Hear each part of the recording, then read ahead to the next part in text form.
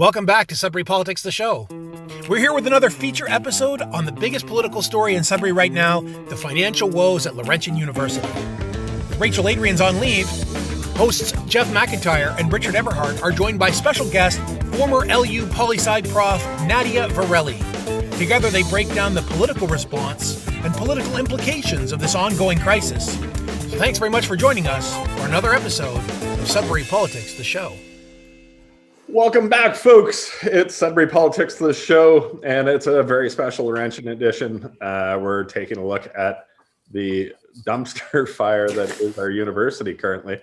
Tonight, I'm having a lovely cocktail from our friends over at the Alibi Room. Richard, what are you drinking? I'm drinking conservative wine, Pelee Island Riesling. The good conservative you are. Yes, salute. And we have a special guest tonight, Nadia Verrelli, very recently of the Political Science Department of Laurentian University. Nadia, you have a drink. You deserve it more than both of us. So what do you got there? I've got my Ontario Pinot tonight. So. Very good. Cheers.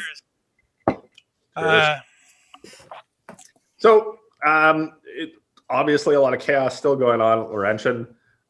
We've gotten the fallout of the job cuts and the program cuts, and we're starting to hear of some of the support staff cuts getting ready to come. The political response still has been pretty quiet. On the municipal side, we have a couple councillors that have spoken out. Mayor's put a couple, Facebook posts up. I feel your pain.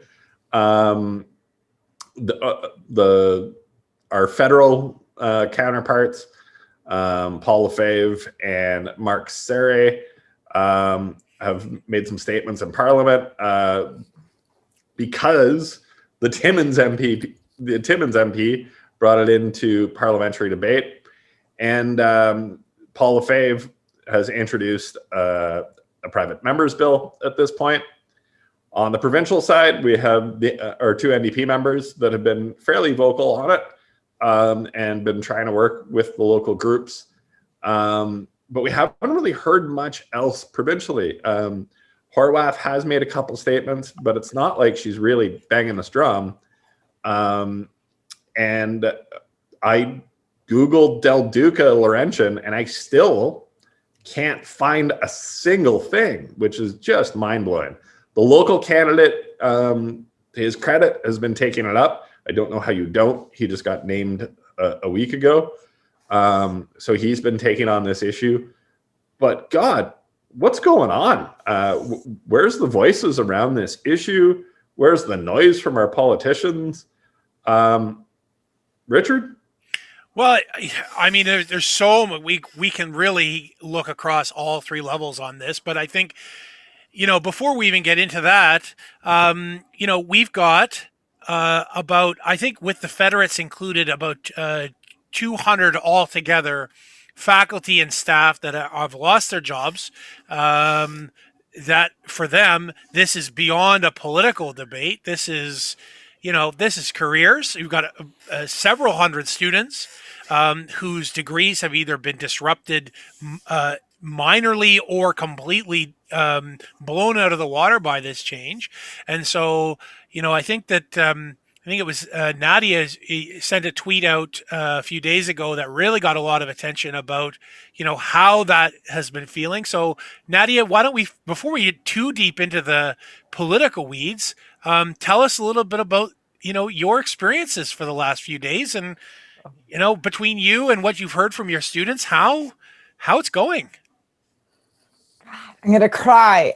It's been, my word of the week has been devastating. And it's just the way we were told we were fired, finding out which programs were cut and how they were cut has been devastating. You said a few hundred students, Richard. Actually, it's 800 to 900 students that are directly affected by these cuts. And that's directly. How this will affect other students, we still don't know. So my program that was recently cut, political science, while our enrollment wasn't the greatest, we serviced 14 other programs. all those programs, all those students. Like, one of the courses I taught was Intro to Canadian Politics. That course is gone. We have, you do a degree in the arts in a Canadian university, not having the opportunity to intimately understand Canadian government and Canadian governance. Over 100 of us faculty have lost their jobs, and these are jobs that are not coming back. These are people who won't be able to find work in academia here. So you're looking at, and I'm being conservative here, if 50 faculty members who lost their job leave the city right away, you've lost 50 families in Sudbury. The housing market is great right now, right? It's a seller's dream. Imagine 50 houses just flood the market. Everything is done behind closed doors. There's so much secrecy, misinformation. I keep on saying, I feel like I'm in an abyss where you don't know up, down, left, right. So it's been a hard week. It's been trying to understand what's going on to yourself as an academic, to yourself as a citizen of Sudbury, to the state of academia in Sudbury, to the state of academia in Ontario and in Canada. It's been mind-boggling. Yeah. What have your students been telling you? They're scared. They don't know. So I was on sabbatical this year, so I didn't have direct contact with students, but students have still been reaching out to me. They don't know if they can finish their degree at Laurentian. So they've been promised that they can, but not in their chosen discipline. So I've been trying to talk them down and assuring them that if admin doesn't help them figure out a path forward, we're here to help. So it's just trying to see how they can finish their degrees. But first year, second year political science students, if they want to stay in Sudbury to get a university degree, they will have to switch their programs. Wow. Because interdisciplinary studies, is that the program that they're offering them? Is that what I've heard? I think that's one of them. I think law and justice would be a good transition, maybe even history. So I don't know, because from what students are telling me, they're not necessarily getting clear answers. And that's the thing too. Admin didn't plan. They knew the cuts were coming, right? They knew when they were going to make the announcement, at the very least, just to ease students' nerves and anxiety, because this is exam time right now. At least a plan. And they haven't, from the students that have reached out to me, they haven't been given clear answers. And that's not fair to the students, because throughout this whole process, be it the admin, be it Minister Romano, there was a promise that this wouldn't affect students, but it has affected them. So it's captured the imagination of the media, and as much as Jeff, I would say, accurately points out, the political response has been, I think the best grade might be a C plus. That's generous. Yeah, I'm looking at all parties, all groups. Jeff's incredible. I mean, giving Andrea Horvath a C plus would be very hard for Jeff to do, even if she hit a home run out of the park, which she hasn't done. So I will give anyone an A plus that deserves it. I don't care what party they're from. All right. I believe that. Okay, yeah, but not. I don't actually. You know what? I don't believe that. Let's roll some tape here about Jeff slagging Andrea Who. No, I just always deserved. All right. Always. All right. Well, okay. So deserved or not, you've got a tepid political response, despite, I would say, a quite a heavy media presence around this topic. Like, I don't know, maybe I'm just looking for it because I'm sensitive to the issue, but you've got, spreads in the Toronto Star. You've got national reporting on morning shows, which isn't as big as it could be. And, of course, our local media has made it the one and only story of the last couple of weeks. It's just dominating daily news cycles here in Sudbury. So how is it that with all that potential for column space, the politicians are doing a bad job? Nadia, do you want to pick the level of government we talk about first? Sure. But first I want to say on the media cycle, I'm glad they're Yes. finally paying attention, because we've been trying to reach out to media for months now. Why there hasn't been that attention? I think, and rightfully so, COVID is dominating our thoughts right now, especially in light of this third wave and the lockdown. But yeah, on levels of government, how about we start with the municipal government? So we talked about job losses, right? So this is fact. The city of Sudbury has just lost at least 100 jobs with the average six-figure salary. These jobs are not coming back. And there may be more job losses because Laurentian still hasn't figured out what's going on with the federated universities. We've heard nothing substantial from our city government. So when the news hit that Laurentian was going through the CCAA, I believe it took City Council 3 weeks to respond. And I understand that they were on a break, but we're talking about the third largest employer in your city. You know, this is equivalent to valet going on a major strike, right? It has devastating, or the potential to have devastating effects on the economy. Laurentian's reputation has taken a hit because of this. And because of this reputation hit, it is going to make it a lot harder for Laurentian to keep students and to recruit new students, both domestic and international. So at Laurentian, we've always had recruiting students within Sudbury. We've actually done, well, they, not we anymore, have done a really good job of retaining. And this is something that I think Laurentian needs to be really proud of, because I think we're first among universities in doing that. But as for attracting students outside of Sudbury, there's a lot of work to be done. With this, it will be that much harder. And we all know that students keep the economy going. Students bring a lot of money. Faculty brings a lot of money. And these jobs are gone. These opportunities are gone. So it baffles the mind that City Council hasn't been more active on this, hasn't been more forceful in communicating, not just with the provincial government, but with other municipalities, right? So there is the Commission of the Federation of Canadian Municipalities. There's a special group of Confederation or a group of northern municipalities. And there hasn't been any of that, because this will affect the north for sure. And the programs that were cut, I'll use the example of, well, I'll use two examples, School of the Environment and the midwifery program. Let me just say this, all programs that were cut are devastating. But these two do stand up.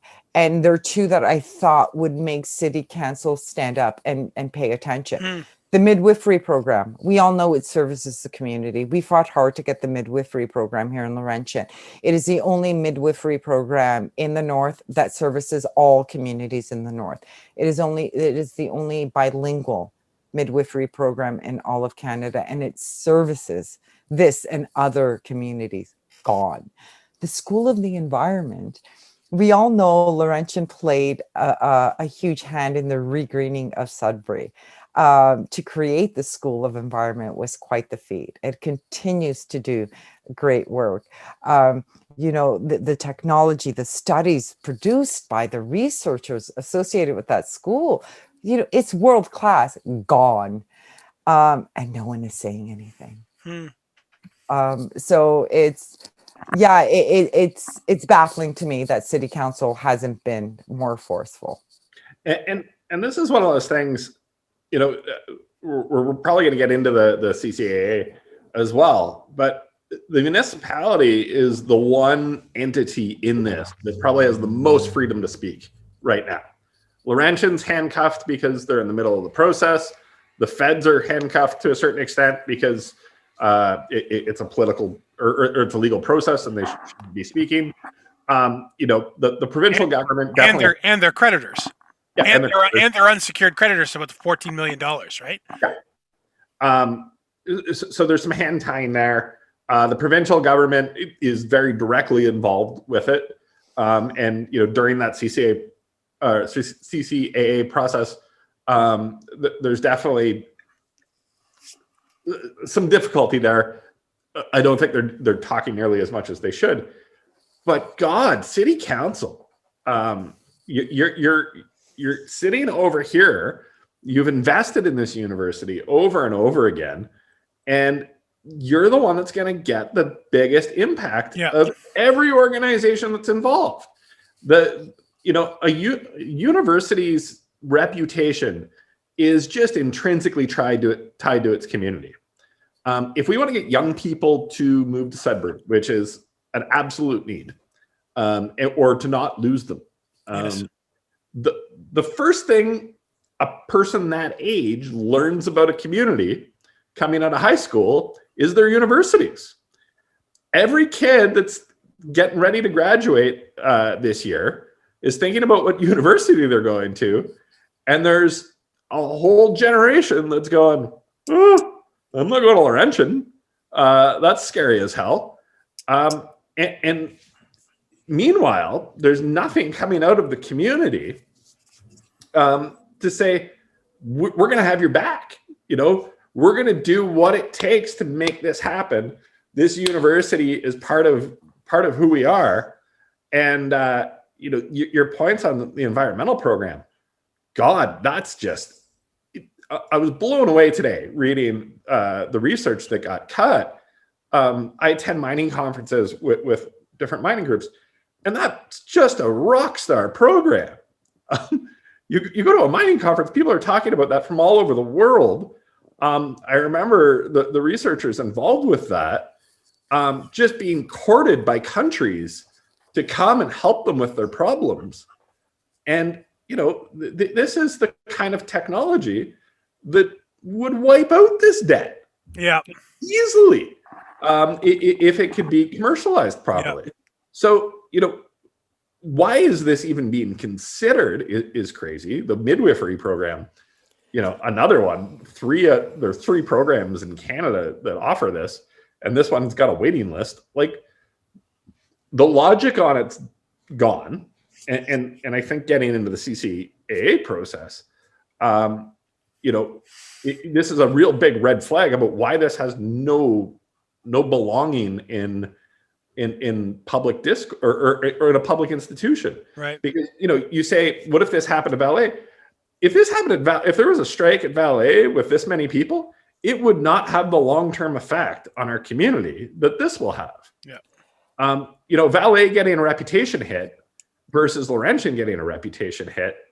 There's other industries that can fill that space and can grow. Fair enough, yeah. But to replace a university and to replace that reputation in a community, that's a whole different game. A ton of refined nickel's a ton of refined nickel, no matter who refined it, right? At the end of the day, it's commodity on the commodity market. So who cares what Valet's reputation is as long as they can produce the product? Sorry, Nadia, can you tell us what this means? Like all of everything you both said is absolutely true. And we know that council has done a bad job of standing up for this community. Why? How? What does it mean? What's going on?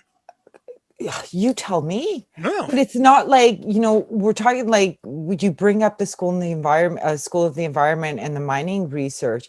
It's not just city council that hasn't stood up, but it's major players in our community. And now it could be because Glencore and Valet are listed as creditors in the CCAA process that they can't say anything. That I'm not sure of.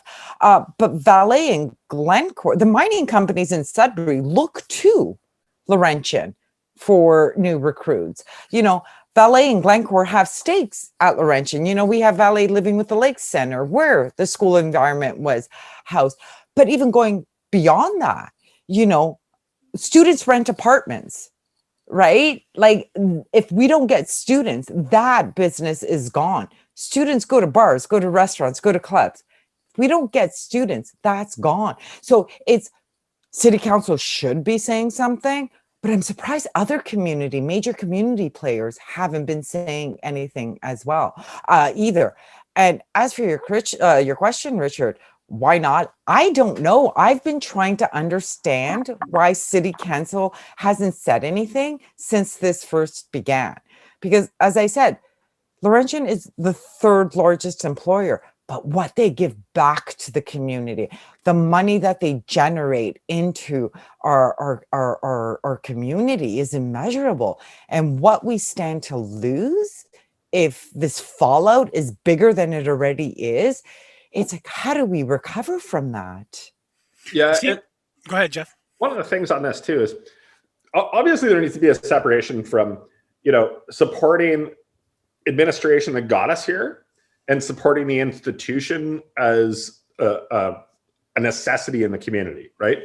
Those are two separate things, and they're not hard to separate, right? It's not hard to say we need accountability at the administration, but at the same time we need a vibrant university. And I said it in 8 seconds. It was really easy to say, right? There's no political downside. There is absolutely zero political downside for anybody in this community to come out and say, we need a vibrant university in this community. And I can't wrap my head around where those voices are not coming out, because as just Machiavellian politics, we're playing T-ball right now and nobody's taking a swing. We've had Mark Signoretti and Jeff McCausland that have been somewhat vocal. Yeah. And, I anticipated, and so did lots of other people, that council would be reticent at first to get involved, because I don't think they understood, entirely what's going on. And there was kind of mediocre communications about what the potential impact could be. I think that if I could go back in time, and working with the people that were pushing this to prevent all this from happening, it would be like, there's going to be 200 job losses. We got to act right now because it's going to be a huge economic problem. But we did articulate that. When I say we, there's a community group called Save Our Sudbury that's been doing some actions around this. That was the group that gave council the text of their motion that was finally brought to council floor, even though the mayor did not want any part of it, and then finally had to vote in favor of it. You should listen to the tape. He was very grumpy about it. In favor. Like, kind of pissy at the end, not really happy at all, because he knew he got beat on that issue. And since then, they sent the letter using the text of the motion that was written for them by somebody else. We intentionally tried to put the words in their mouth. Here's what you have to say, and still, having said it, passed a motion should have enabled all these councillors to come out and to build off of that base statement. At least that's what the strategy of that plan was, is to let them get together as a group, pass some milquetoast motion, that gives them political cover to do more, say more. Just the do more and say more part was forgotten somehow along the way. I don't get it. I think the media strategy on the part of the administration was great, and they captivated the media better than faculty did or the community may have done. So the initial media communication was, we have too many courses, too few students, and too many faculties. And then as soon as that came out, the Sunshine List came out. So this whole dialogue, this discourse about, a bunch of like snobby professors stuck in their ivory tower, not a big deal if they lose their job. I think that was well crafted in the media. And I think that's what allowed city council maybe not to say anything. I don't know. But I think it's what enabled people not to take this as serious as it is. Because our fight hasn't been about keeping our jobs. Our fight has been about keeping a vibrant university, ensuring that it fulfills its mandate, triculturalism, bilingualism, but its overall mandate of servicing the community, providing those pathways to education, pathways to careers, educating our future leaders. That's what our fight has been. And so I think part of it is, and when I say us, I'm like faculty, I don't think we communicated that well enough. But this is something I think city council should have picked up on. It's Laurentian is not just, it's not Target. right? Right. This is an institution that is part of the community, gives to the community, helps the community grow. And right now that is threatened. Yeah. Do you remember when they sent the cleaning contract from the hospital down to Hamilton? Yes. Right. I mean that was a heartbreaking thing. It was hardworking people. They're making a decent wage and they're working as contractors, sole source contractors to public institution, the hospital. Right. Their jobs get centralized to a central location, same company. They lost their jobs with 40 hardworking people, Yeah. and members of council. There were motions, there was action, there were all kinds of there's lots going on along and through that process, and eventually it was failed. But at least there was leadership on that issue from one councillor or another. I don't understand how they let this one whiff by. And I don't know what it really says about our mayor and council. I mean, I have some thoughts, but I'm interested if you could tell me, Nadia, if we close out this section, what do you think the actions you've seen so far say about our mayor and council? I think they failed the community, if I can say that. I think it's disappointing. We stand to lose in one day. Laurentian's storied history was wiped out. What it took, so Laurentian's 60 years old, but it took 40 years of fighting for equity, 40 years of fighting for regreening, for more women in STEM, for more programs that, enrich the Francophone and the Indigenous community. These are fights we've been having for 40 years. That was all undone in one day. And I think City Council needed to speak because Laurentian's mandate speaks to Sudbury. Sudbury is a bilingual city. Whether or not we're officially bilingual, right? We have the highest portion of Franco-Ontarians in Sudbury. We have a healthy environment, a healthy and vibrant Indigenous community and Francophone community. The Francophone flag was created at Laurentian, right? We fly it proudly, and they said nothing. It makes me sad. And again, this is going to be my word of the day. I'm baffled. I am baffled that they haven't spoken up more. And I don't know if because they don't think it's as bad as it is, or they're not connecting the dots. I don't know. Yeah. And one thing I just want to add to that is it's not too late for council to get in Not. at all. No. Yes, they should have been here yesterday, but if they come to the table today, I can't see anybody saying, get out of here. It's too late. They got to come to the table and they got to get open or welcome with open arms when they do. Yep. Because Jeff, I would be the first to raise my glass and toast them if they come to the table tomorrow. I'm with you. Yes. Yeah, and they got to hear that too, because that door is wide open, and there's a massive runway left for them to make real change on this issue. If council comes to the table and they get business leaders like the chamber on board and different groups, everybody who seems ready to go, they just need somebody leading that charge that is in that right position. They'll have the backing. They'll have it in a heartbeat, and they could affect real change because the next segment I think we're probably going to get to is the province. Yeah, let's go there. And that's the number one place that we need to make the change. They hold all the levers, and City Council is the best lobbyist we could possibly have to make that change at the province. And just to add to that, they would have support, not just from the Laurentian community, but from other city councils and small northern universities that depend on that university. Sudbury's not alone in this fight. Other cities are facing this. And so they do have support. They do have the mechanism to take charge on this. And again, as I said, I welcome their intervention.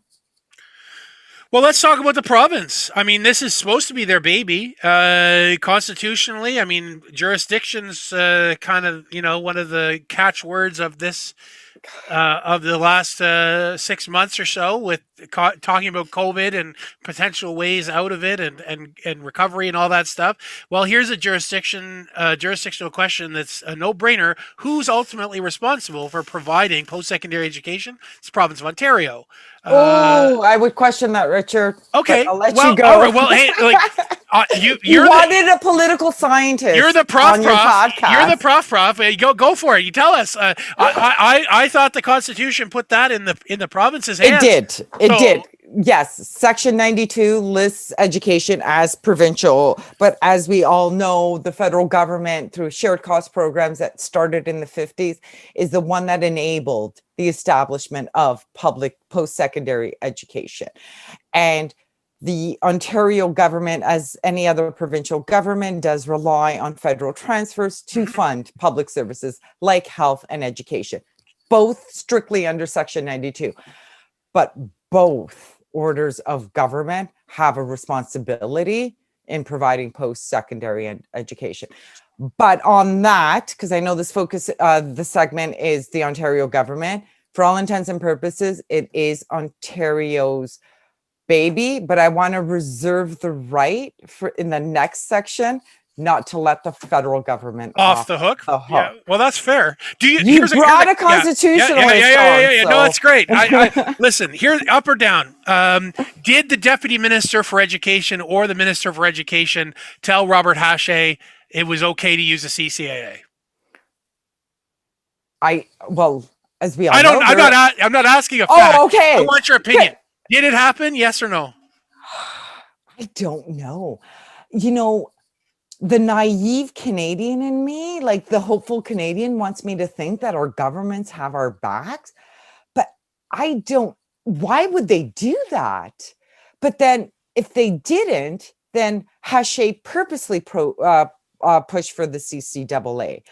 I can't answer that, but it would look like they did. So the preliminary report, the preliminary Harrison report that was leaked to the Canadian press, indicates that the provincial government, Hache asked for $100 million initially, and Ontario said no. Then the provinces offered $12 million to help through to February, and Hache, or the admin, said that's not enough. And then Ontario came back with, well, we can offer you 30 to 40 million, but you have to open up your books. And then that's where the leak ends. And the next thing we know, we're in CCAA. And there are two letters. The first letter is from my understanding, the Minister of Colleges and University to Hache. And then there's a second letter from Hache to the Ontario government. And those have been sealed. Yeah, and OCUFA, the Ontario Confederation of University Faculty Associations, which is the Faculty Associations Association, filed in court. I think LUFA was probably also a respondent. They're the Faculty Association Laurentian, to get those unsealed. And Laurentian had to argue vehemently at the CCAA court not to unseal those because it would damage their business. Yes. I think also would have dragged in the provincial government. And then ultimately, I believe that what will come out in those letters is it's going to say, hey, you know what you could do, Hache? Try this insolvency thing. It's never been done before, but why not, right?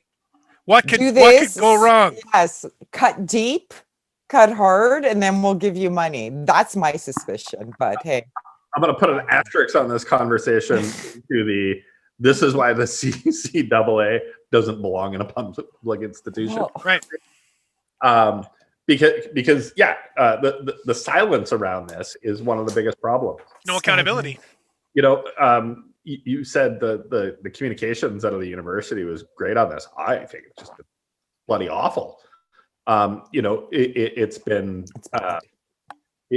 horrible because the long-term damage they've done to their reputation in leaving so many questions on the table by taking this process, it is going to be really harmful to Laurentian University, because it's all about trust, right? If you don't have trust, why are you going to send your kids up to Laurentian to go to university if you don't think they're going to be able to finish their program?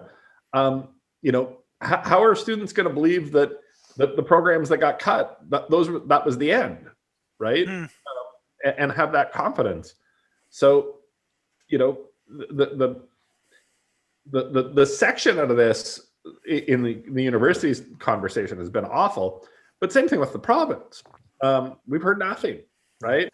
And they're wrapping themselves in the CCAA on it and saying we can't say anything. All the more reason, hey, city council, we need you lobbying because you're the only voice that's allowed to talk right now. Right. You could own this conversation. But we haven't heard any reassurance from the province, right?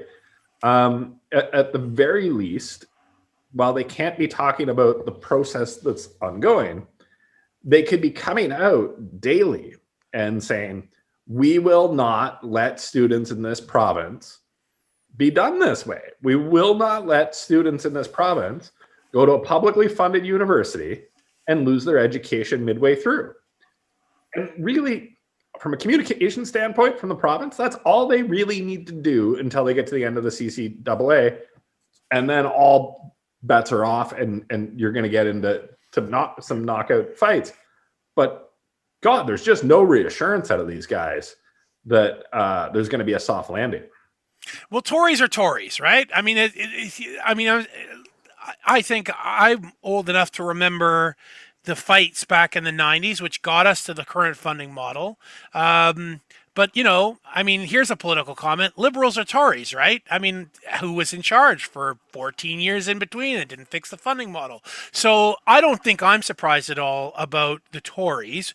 I'm surprised about the Liberals. This is, in its history, 9 out of 10 years, a Liberal provincial riding. 9 out of 10 years in the history of the Sudbury riding. And we have a new Democrat incumbent here who's going to be facing a challenge in about a year's time. So if I'm the Liberal Party of Ontario, and I have, Twitter or Facebook, I'm seeing a potential political opportunity, but it didn't manifest. I mean, some comments from Farrell early. I didn't see him on the news. I read a press release that he issued. I haven't seen him at any public events. I haven't seen him participate in any of the grassroots actions or reach out to those people. So I'm going to say late, better than never for the local guy. Nadia, what's going on with the Liberals at the Ontario level? Yeah. I'm not surprised that the local guy hasn't said anything. Jamie West and Francois Lena have done an amazing job. And I don't know how you compete with that. I think that they're a hard act to follow. But it is doable. I think the fact that the Liberal leadership hasn't said anything, and when you talk about the funding model and when you talk about, Laurentian's relationship with Sudbury, a lot of this happened under Liberal watch. Right? We all know that, when we talk about mismanagement of funds at Laurentian, this was under Liberal watch. So for your viewers who don't know, at least 4 members on the board are appointed by the Ontario government. When all of this debt was being accumulated and all this mismanagement was happening, it was a Liberal government. We know past presidents, past board members are affiliated with the Ontario Liberal Party. So I'm really surprised that the Ontario Liberal hasn't said anything. And so that's what surprises me. So because they haven't said anything, I don't necessarily blame the local Liberal supposed candidate because I don't think they have the platform to say anything, because there is no backing. And we know in the last provincial election, the Ontario Liberals got quite the shellacking, right? So they do have a lot of rebuilding, but I'm surprised that they miss this as an opportunity to rebuild the Ontario government. Laurentian is not the only university that's worried about the new funding model. Laurentian University is not the only university that's worried, that has suffered because of the pandemic. So there was a platform almost ready for them. So I'm surprised the Liberal Party as a whole hasn't jumped through that hole or taken that opportunity. Yeah, one of the difficult things is with the NDP, they haven't been able to make a credible argument that they're a government in waiting. They just haven't been able to get there at all. And I don't think the Liberals are making it right now either. But I do think the Liberals could make that argument that they could get back to that level, that they've got the party machinery through the federal government and all of that type of thing.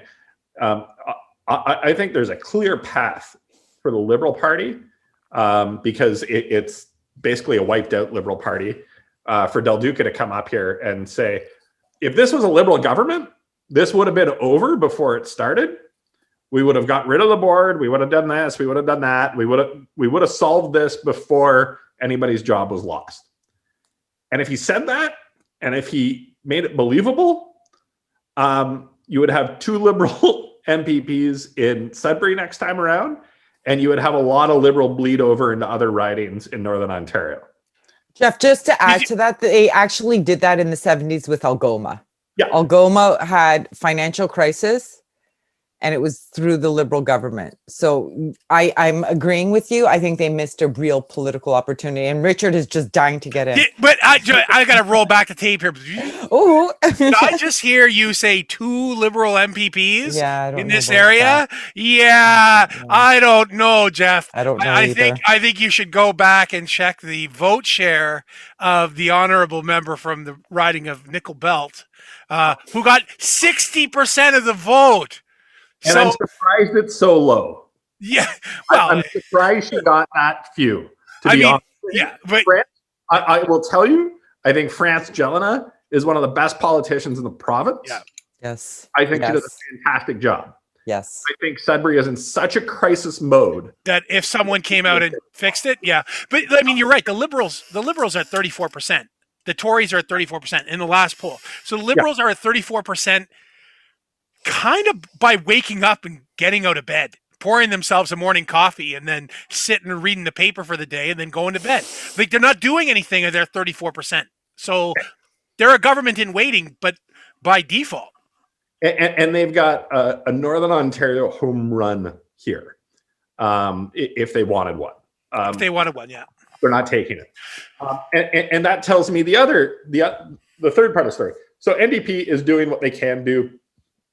I still don't think that they've got the political machine at the leadership level. Gravitas is what you're like. Gravitas. They just don't have the. They don't have what it's going to take to get to credibility in 2 years. And I don't think the Liberals have it right now either. And that tells me this is actually a legitimate opening for the Conservatives to get into Sudbury at this point. If they could find a smart enough person to be running locally in Sudbury that gets the business community together to say, we're going to put some money into this university. We're going to get the Ontario government to match that money. And we're going to reinstate these programs. We're going to get rid of the board. And we're going to do a deep dive look at how this board failed the community. There is a clear path for all 3 parties to make political hay in Northern Ontario right now. And none of them are going anywhere near it. I know I've got cringes from people that the Party. Listen, I just think how do you answer the question? You don't come to me as a candidate and say you're going to do these things. There's a majority government in place today, sitting on the sidelines and watching this happen. I've also heard Ross Romano basically lives in Sudbury with his wife, who's a provincial court judge, and he wanted to run here, probably before all this happened. Maybe if he closed Cambrian too, he'd be popular enough to run. I don't know. Maybe that's the pitch. The only way they make a breakthrough is by saving the university and coming through and showcasing things like, hey, given the conversation that you were saying, Nadia, where there's been some letters that went back and forth, where they just said, look, we don't trust what you're telling us right now. Why are you asking for this much money? and then the university goes to the CCAA, ties the province's hands, and they come out the other side of this and say, there's something seriously wrong at that university. We're going to do a full investigation into that university, but we're going to make sure that that university still thrives. If they did that, they could easily find enough boogeymen in Sudbury around that package to be able to say, somebody screwed up there a lot, and we had to come in and fix it. There is a clear path for all three parties here to have a massive win in Northern Ontario, more the Liberals and the Conservatives, in my opinion, because again, the NDP needs to make a credible play in Southern Ontario before anything happens.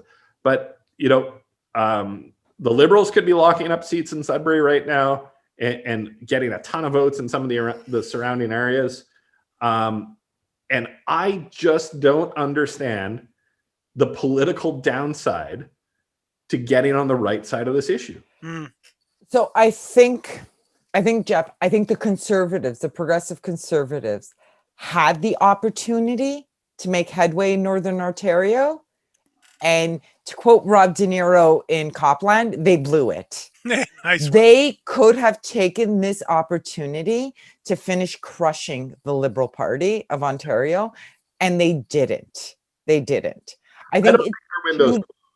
Pardon? I don't think their window is closed. I actually, there are a lot of angry people. I think the only politicians that have shown, and I agree, you know, the Ontario NDP don't have, as you two were saying, the gravitas. And I think, unfortunately, they're still living off the Bob Rae thing, which is another thing I don't understand, but that's for a whole other podcast. But I think Romano, Doug Ford has really let down Sudbury, and not just the Laurentian is the obvious one, but just the COVID response in the North and the vaccine rollout.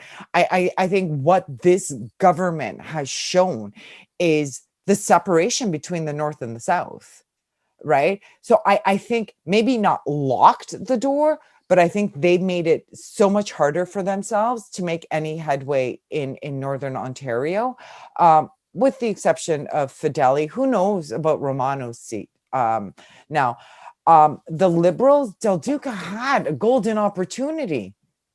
He could have cited what the Liberals did with Algoma and said, see what we would have done, see what we could do. But they didn't. And that, I don't get that. I don't get that. Like, talk about missed opportunities. Yeah. Well, it makes you think. It makes you wonder, and you hear rumors now about a former highly profile Liberal operative who happens to be very close to this issue, finding another employment in another city. You know, we're not going to say his name or his role. But maybe the city that he's moving to? Well, it could be. I heard Montreal or Ottawa. But anyway, you know, a player is leaving. A player associated with both the Liberal Party and the university very closely. I believe, and here's my segue into federal politics, because I think we've gone as far as we can on this. I got one more thing on. Okay. Go, Jeff. Yeah, you do it, Jeff, because I'm just going to say, I think the Liberals are scared of something. The only other party I see having some hay to make out of here is the Northern Ontario Heritage. Yeah, they could. I haven't heard anything from them, but you're right. You're right. The best case they've had in their entire history. But talk about reviving, you know, the North as its own again, right? It's Yeah, they. You're right. I hope that they. You know, I think that movement's mostly dead, but who knows who's going to revive it now? Listen, do the Liberals have skeletons in their closet? And is that why they're so scared of this issue? We aren't going to know until the books are unsealed. What are they so afraid of that they don't want the books unsealed?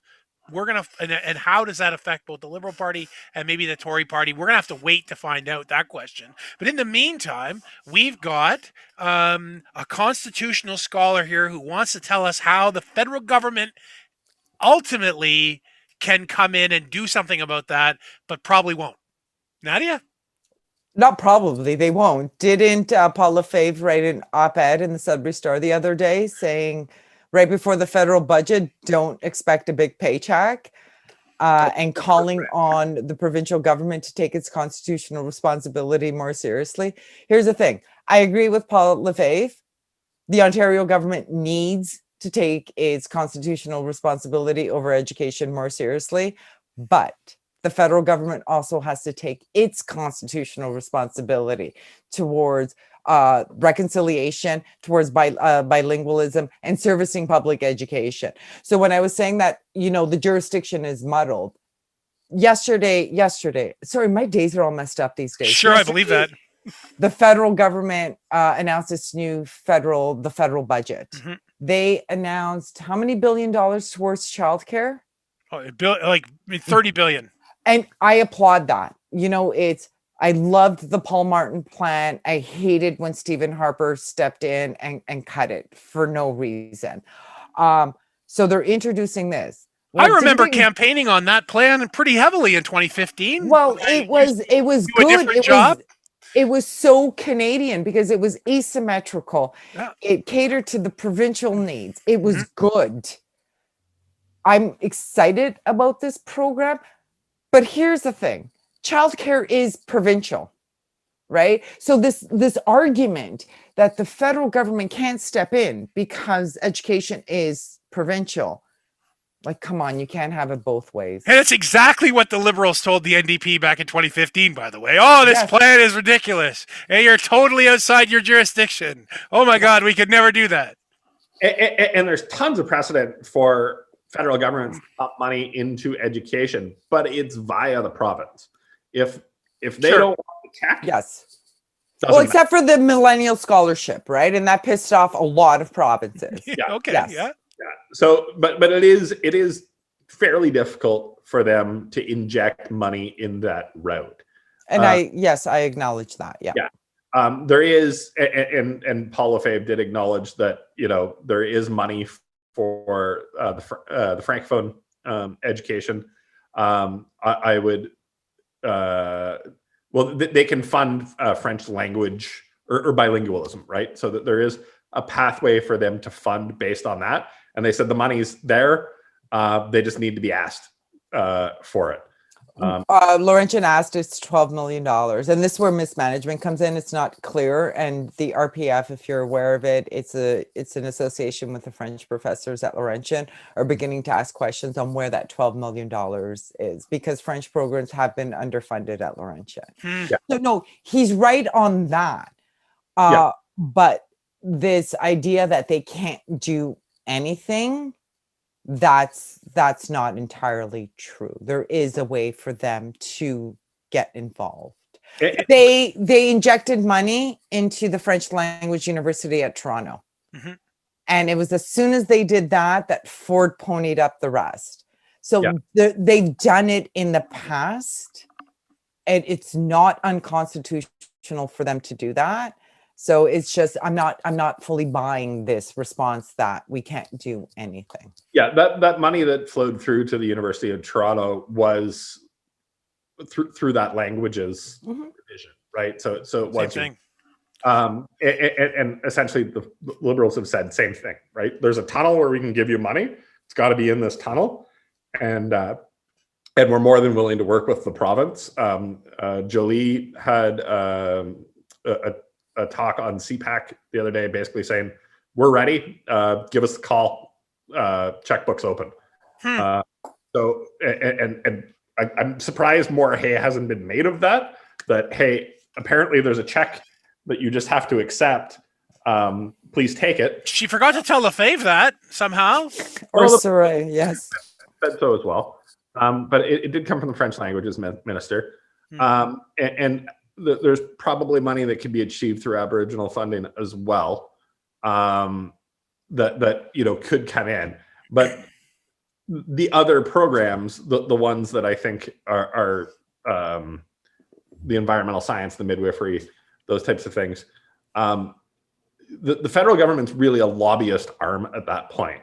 And they've got a little bit more strength on their lobbyist arm than the municipality does, where they can flex it and say, hey, Ontario government, we're going to start putting handcuffs on funds that we send to you for education if you don't get your house in order. And federal governments have done that many, many, many, many times on health transfers, on education transfers, on childcare transfers.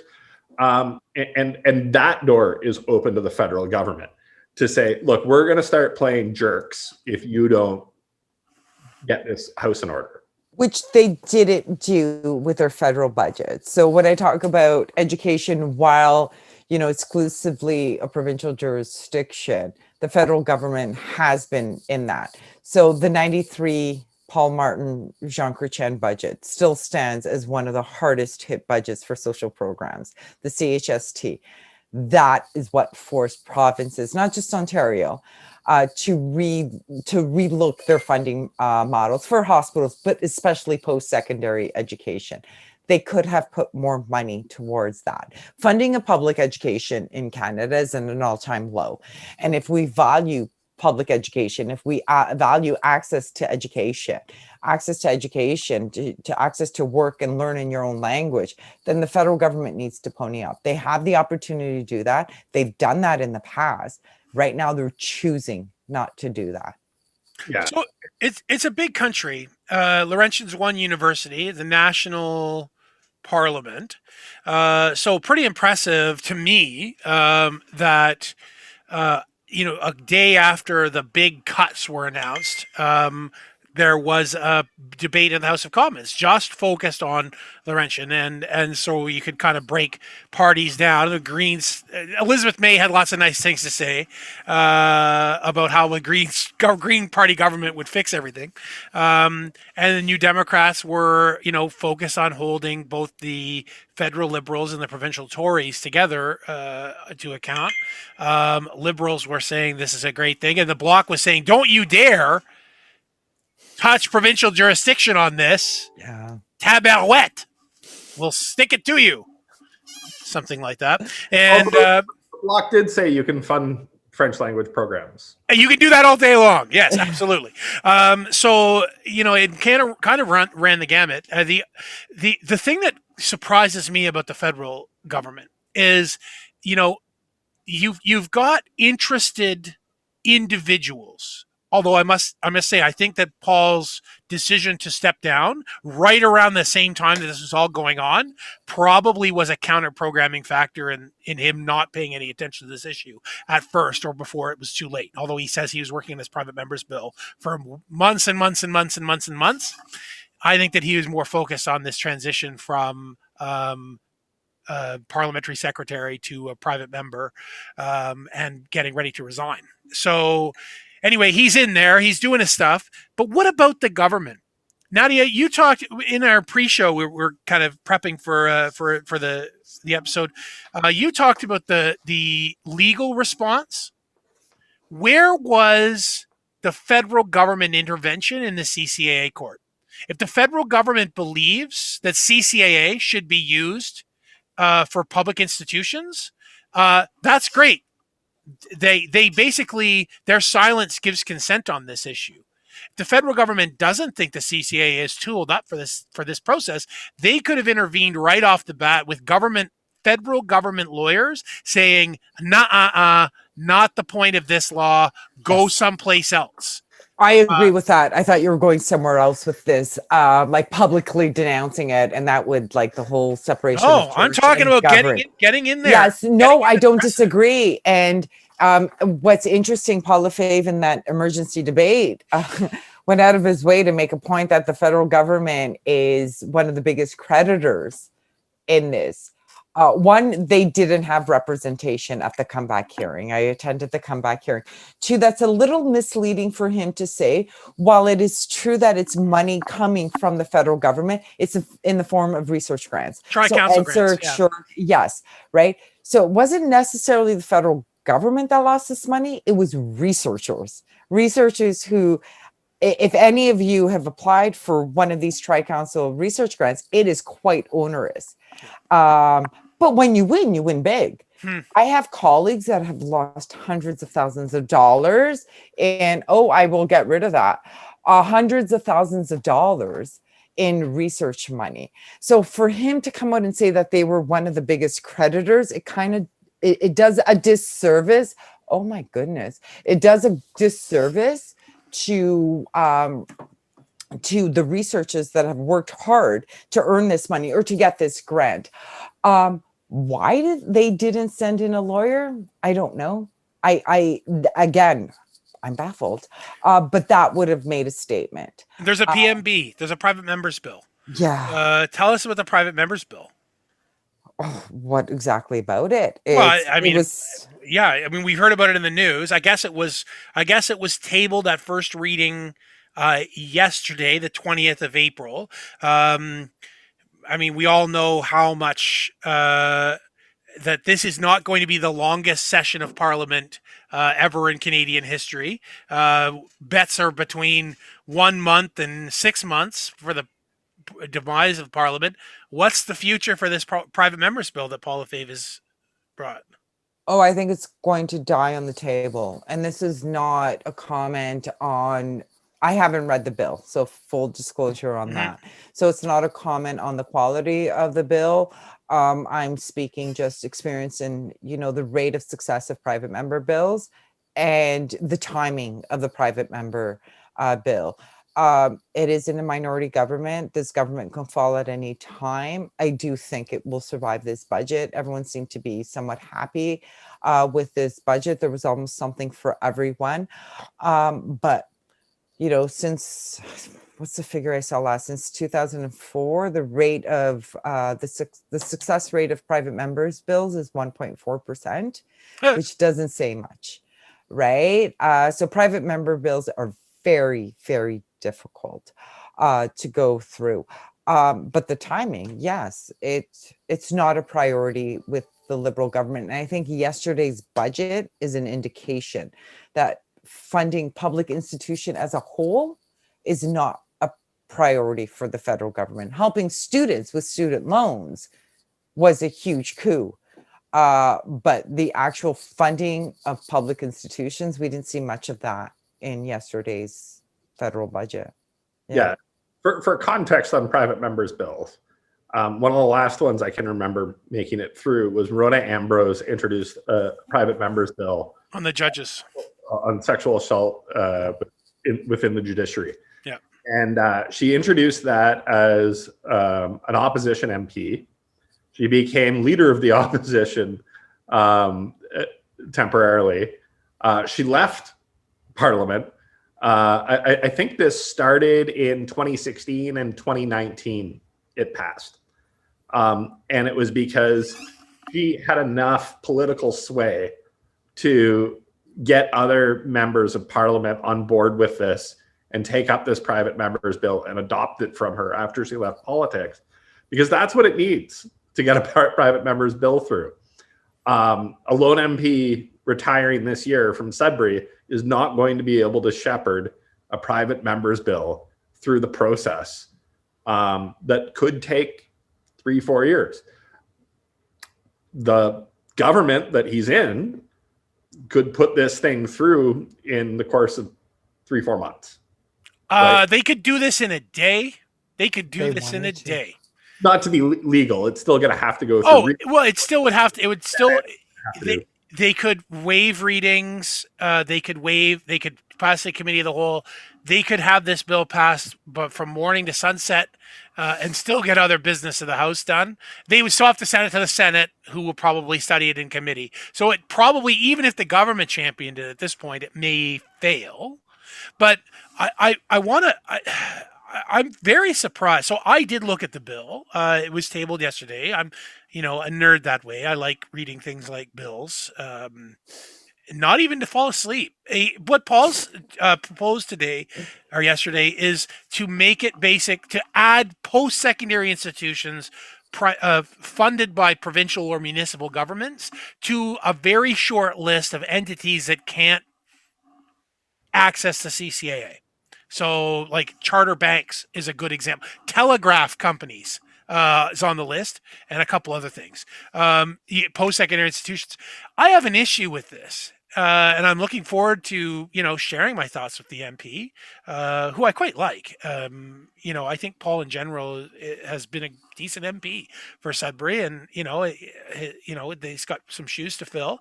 But on this issue, I don't think his heart's in it, because I don't understand why he thinks it's okay for a hospital to go through this process, or a school board, or a municipality. And different provinces have different laws that say, if you're a hospital, you can't incur deficit, so you won't ever be in an insolvency position. But that's certainly not a universal restriction. So, that's my question out to Paul, is why just post-secondary? Why can't we make this a blanket?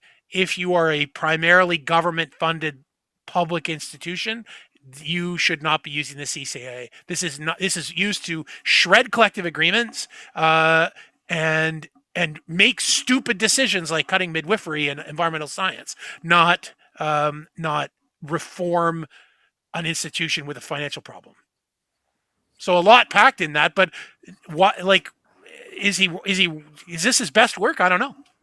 I think it speaks volumes that it's a private member's bill and not a government bill. It shows that it doesn't necessarily have the backing of the government. This is not to say that the government won't back it, but I think you said in the pre-show, it seems to lack some imagination.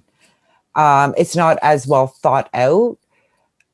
So yeah, it leads me to believe that maybe he's just pulling this together to save face, his swan song before he leaves. But I was surprised to see that it was so narrow. That, and day late and dollar short, it doesn't do anything for Laurentian. It doesn't do anything specific for Sudbury. So in that sense, as a constituent, as a member of, or a former member of the Laurentian community, it was disappointing. As this idea of public institution, I think it will, if this goes through, it will ease minds of other small universities in remote towns. But the prospects of this going through, I'm not as hopeful. You brought up, Jeff, you brought up the Rona Ambrose. I was so happy to see that. There was a lot more national momentum behind that because of the comments of some of the judges.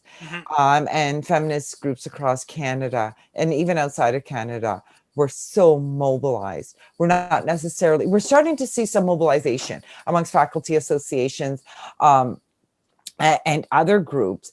But the outrage of that judge's comments that led Rona Ambrose to introduce this bill, and she was more passionate about, and I'm not questioning Paul's passion. Maybe that's just him as an individual. But what I know of Rona, seeing her in government, I've never seen her so passionate as when she was with this bill. And I don't see that with Paul. Yeah. Yeah. And my point with that bill is the amount of work that took to get where it got with all party support was a lot. Yes. Right. And yeah, you need to get a lot of support behind a private member's bill, which on the other side of this also argues a little bit to keeping the scope narrow, growing the support, because you can modify bills as they pass their way through, as they hit committee and things like that. So you keep your scope narrow and then give people the opportunity to pile into it if you are actually trying to get this thing through. I'll take Paul at his word that he's trying to, but he needs to get a champion to take this on quick, right? The fact I haven't heard anything from Mark Serre on this is also mind-blowing, because he's the guy that is going to be there and that's taking a lot of the portfolios out of Paul's hand right now. So if they're serious about doing this, there's a pathway to do it. Doesn't seem like they're taking it right now. But we're back into this asterisk of the CCAA that I kept pushing to the side, where, this as a function to deal with public institutions is clearly a bad idea. When the point of this legislation is to put a wall around a company, give them some protection, shelter them from bad conversations happening about their company while they get their shit together, and restructure and become strong.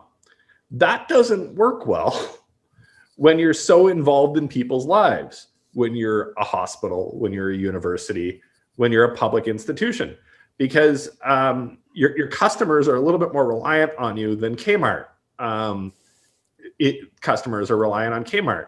You can't just switch, and you're into a long-term relationship with a university when you go to one, and you're very intrinsically involved. The tentacles of a university go deep into a community. I've worked with different members of university faculty in the past on programs to help better our community. The School of Architecture is very involved with different things downtown. They obviously can't be that involved right now until they know where this thing ends. The environmental studies program at Laurentian is deeply, deeply involved in the mining community in this area, and creating technologies that could very well revolutionize climate change, the planet, mining, all of it.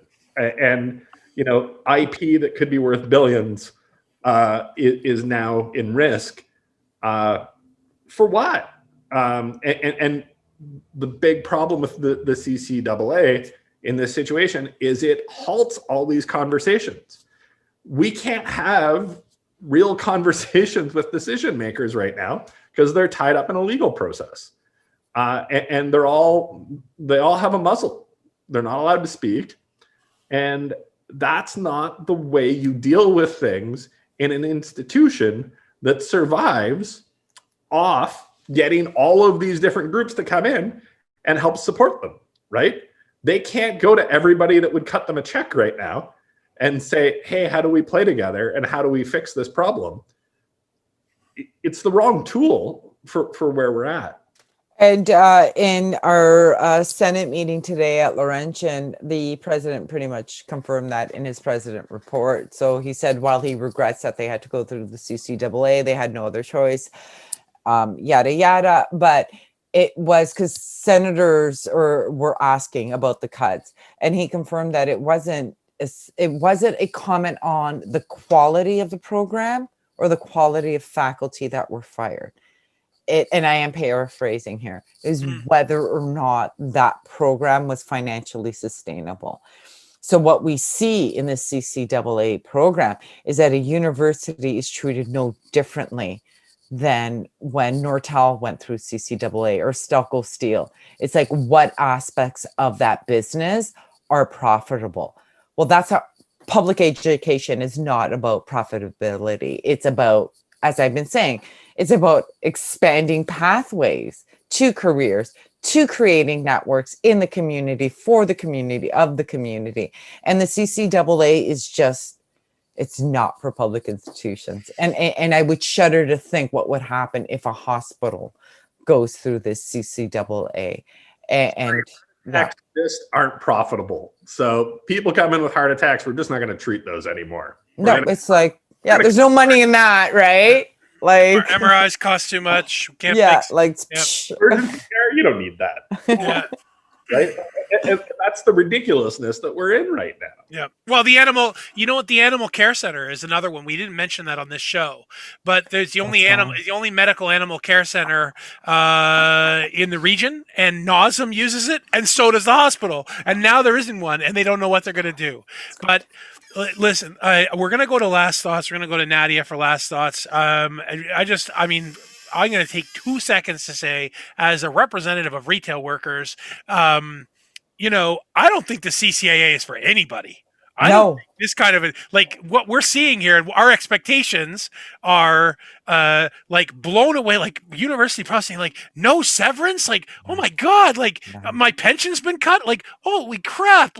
That's not okay. Of course it's not okay. It's not okay for a 40-year employee from Kmart either, right? And that's the problem. And I mean, I'm not shilling here, but the NDP has had a long fight with neoliberalism.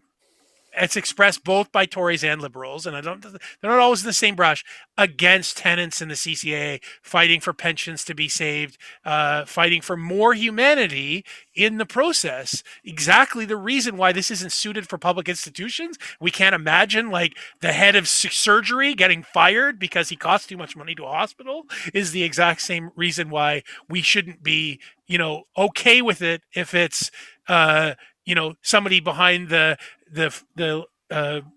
line at the old Zeller's restaurants that they used to have, right? They're just as the workers are valuable no matter where they are. The CCAA is inhumane no matter who you are. But that's just a little soapbox time for Richard. And now I'm going to say, Nadia, thanks so much for joining us. Listen, do you want to give us some parting thoughts here about, however you want to approach it? Where do you see this going? How you're feeling at this point? Well, I want to echo your thoughts. The CCAA is not a good process, not for anyone, especially not for public institutions. And I'm learning a lot. And you're right. Workers have no rights under the CCAA. Our collective agreement was suspended. We have no severance. We have to go through a claims process. Most of us don't even know how to do that. So the whole piece of legislation is a neoliberal wet dream. And it's not worker friendly at all. I do want to say I've been doing all kinds of media since this has happened to me. This has been the most relaxing and fun. I've enjoyed this conversation through and through. So thanks to the both of you. Because we're being here. I'll cheers to that. Cheers. Yeah, they should do this on CTV. Yeah. No, they don't. Cheers. Thanks again for coming, and all the best as this continues to unfold for you and for the entire university. Thank you. And for any leader in the community, call her now. We can work together on this thing. It's not over, and we need to come together as one community voice on this, and say this bloody institution is far too important, and we got to make a demonstration to everybody in this province that if something goes wrong at Laurentian, every voice in Sudbury gets behind it, and you're safe coming to Laurentian as a student next year. Thanks so much for tuning in. Now, share your thoughts. Go to our Facebook page, facebook.com/Sudbury Politics. Let us know what you thought about the episode. Share it with your friends so they can share their thoughts too. We're so glad you joined us. We hope you tune in again for Sudbury Politics, the show.